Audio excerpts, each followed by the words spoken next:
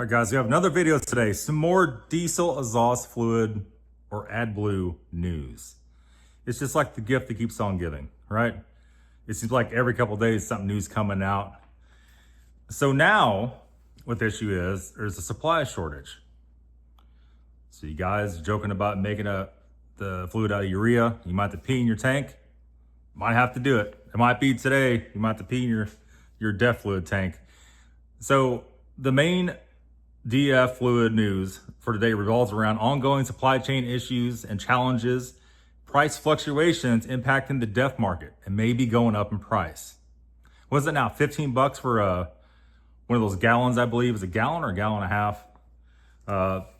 Greatly depends on where you live on how much that costs. That's what I see here, stuff like that.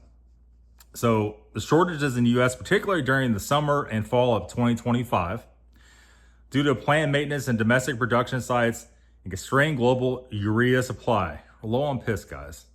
We're low on piss. That's all there is to it. This situation is affecting both the availability and the cost of DEF for consumers. We got some pointers here on market growth. Projected growth, despite the challenges of the DEF market, is projected to continue to growing, driven by the increasing number of diesel vehicles and the need for emission reduction. This is where it gets interesting. The global diesel exhaust fluid market is projected to reach 61.56 billion with a B by the year 2030. You guys said in the last video, it's all a money game, right? That's the money game. And the last video, a bunch of you guys said I was lying about stuff. I'm holding the paperwork in my hand. I'm not making stuff up. Oh, this video's, what do you say? One of the commenters say, this video is not even true. Unsubscribe. Well, if you have to announce you're unsubscribing, you probably won't subscribe in the first place, right? Not more than a couple hours. One thing I did not know about DEF fluid, yes, so 61 billion too. That's why this is this. Well, I tell you what's not going to be 61 billion about next month is the DEF fluid market, because US is fixing to get rid of it. Now, you're still going to have it in other countries. So what's that going to be? Probably half of that, probably 30 billion. So they're still getting rich off of it. In case you don't remember, that was a 35.2% urea, and the rest was water. And that's what they're selling. Shelf life, actually had a shelf life. DEF fluid has a shelf life of about 1 year if stored properly between 10 and 90 degrees Fahrenheit. Is there a date on the box? I got a box over here somewhere. Does your piss water expire that quick after a year? Has anybody ever checked the date on their DEF fluid? That's always a good one. It's always a real good one. Urea costs, the price of DEF was unlikely or is linked to the cost of urea, which is a key component. Urea prices have been impacted by factors like deep Texas freeze, increased natural gas prices, and reduced production in China. Planned maintenance for major domestic DEF production sites, coupled with global urea input constraints, are tightening DEF supply. Man, it's really, really glad that this stuff is hopefully going away. And all this doesn't matter.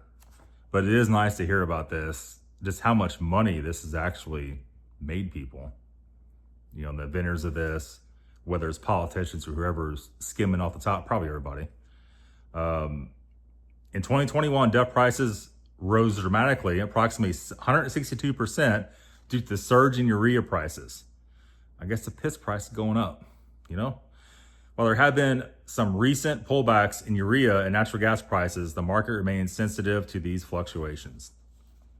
Reports suggest potential DEF shortages in the US during summer or fall, we just read this, of 2025, driven by production, site maintenance, and global urea supply. It says DEF is essentially for modern diesel vehicles to meet emission standards. Running out of DEF can prevent a diesel vehicle from running, according to All American Chrysler Dodge. A very interesting write-up I found there. And we made 3 of these videos so far, different versions. It's all the facts. You know, you could say, oh no, you're lying, you don't know what you're talking about. And then you Then you got the paperwork to prove it. And I put it on the screen too. What the heck's going on here? What the heck's going on here? The bottom line here is they're fixing to crank the price up on this stuff. A lot. Whether any shortage ever was ever a thing, how much did I go up? Well, it went up 162% in 2021. If it costs $15 a container now, even if it doubled in price, that brings the cost of operating your diesel vehicle way up, because you're not only buying more expensive diesel for it through the low sulfur diesel, then you're having to put AdBlue in it, that the price may go up another 162%. We just don't know. Like I said, there's nothing sweeter than seeing them getting ready to axe all this. And just trying to research that. Will it actually happen? I don't think anybody's there to stop it. I think they have all the leverage and all the stuff to do it. And if you own a diesel, you're watching this video, which you probably are, this is the people that it applies to, you're probably very happy. Very, very happy. I would be. I don't own a diesel at this minute, but I work on some diesel stuff for other people, Mercedes and Volkswagen and things like that. And man, I feel sorry for anybody that brings stuff here. We actually got to fix it. And you got to say, okay, well, your depth sensor level sensor's messed up. Your depth level sensor's messed up. How are you going to fix that? Can we even buy that part? Most of the time it's no. Some of those sensors are $800+ a piece. It depends, anywhere from $50 on up. Depends on what it is, for what car it's for, what year the car is. You know, and then you still got to battle with your regular diesel stuff, your glow plugs, turbo problems. You know, I, on the regular basis, service a Volkswagen that's about 100,000 miles. The turbo is pretty floppy on it, pretty floppy. And it's like, well, that's not cheap. You can't put a used one on it. You can't go buy a used one because you don't know if it's going to be good. You almost got to buy a new one. And that's a whole nother chore there, replacing that. And, you know, just all kinds of bizarre stuff. The last thing a diesel owner needs is battling this DEF fluid system and these new emission standards where your car's shutting down on you. And it's not going to shut down on you on a clear, nice day. It's going to shut down on you when it's storming out, when it's snowing out, or when you're hours away from home. Your only option is to get towed in. I had this a couple times. I was able to reset one time with the scanner and get it to drive back.